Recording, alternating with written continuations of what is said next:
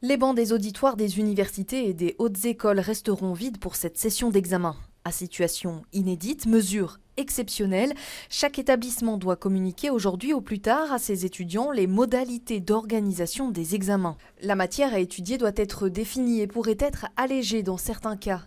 Les caractéristiques des examens doivent être communiquées. S'agit-il d'un examen oral, écrit, et si oui, QCM ou travaux à rendre?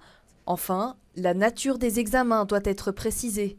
Se feront-ils à distance ou en présence de l'étudiant sur le campus? On va leur envoyer aujourd'hui un questionnaire à propos de l'infrastructure informatique dont ils disposent, à propos des connexions dont ils disposent et à propos de la possibilité pour eux de passer l'examen au calme dans les conditions les meilleures qui soient pour eux. Et les étudiants qui nous signaleront en réponse à ce questionnaire qu'ils n'ont pas les conditions nécessaires, infrastructurelles ou environnementales souhaitables, eh bien, ils pourront être accueillis dans les murs pour passer les examens ici, à Saint-Louis. Dans sa grande majorité, cette session d'examen sera donc réalisée à distance.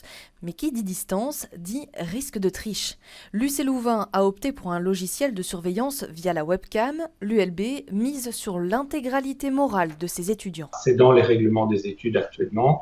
Et ce qui va simplement être fait, c'est rappeler aux étudiants que voilà, il y a des modalités qui existent pour ça et que évidemment c'est interdit. Hautes écoles et universités organiseront des tests du dispositif d'examen à distance avant le début de la session pour rassurer et déjà habituer étudiants et professeurs.